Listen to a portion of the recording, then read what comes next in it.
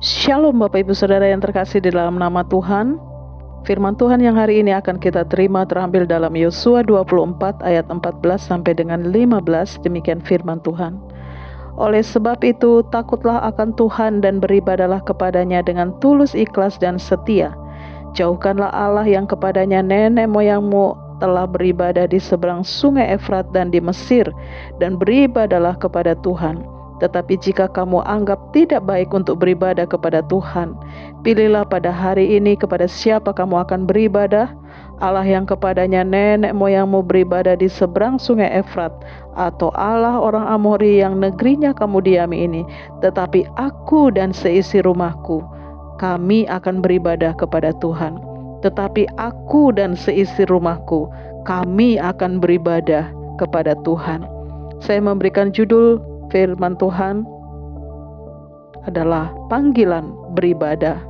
Bapak Ibu Saudara yang dikasihi oleh Tuhan, Yosua pasal 24 ini adalah pesan terakhir sebelum ia dipanggil oleh Tuhan. Biasanya kata-kata terakhir sebelum orang dipanggil oleh Tuhan adalah pesan yang sangat penting untuk diperhatikan oleh si penerima pesan itu. Inilah pesan Yosua berbicara tentang panggilan beribadah kepada Tuhan. Bapak Ibu Saudara yang terkasih dalam nama Tuhan, ada dua contoh yang melatar belakangi mengapa Yosua sangat antusias untuk mengajak kita beribadah kepada Tuhan.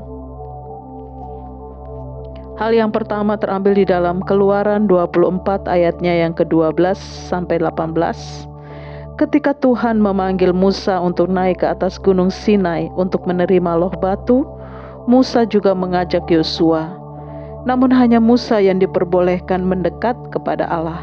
Maka kemuliaan Tuhan itu berdiam di atas gunung dalam bentuk awan selama 6 hari. Dan kemuliaan Tuhan itu dilihat jelas oleh Yosua. Setelah 40 hari 40 malam, maka keluarlah Musa. Dan Yosua adalah orang pertama yang melihat Musa keluar dalam pemandangan yang luar biasa itu. Itulah sebabnya Yosua menetapkan hati untuk beribadah kepada Tuhan. Contoh yang kedua di dalam Keluaran 33 ayatnya yang ke-7 sampai 11. Ketika Musa membangun kemah pertemuan, maka kemuliaan Tuhan turun dalam bentuk tiang awan yang berhenti di depan pintu kemah.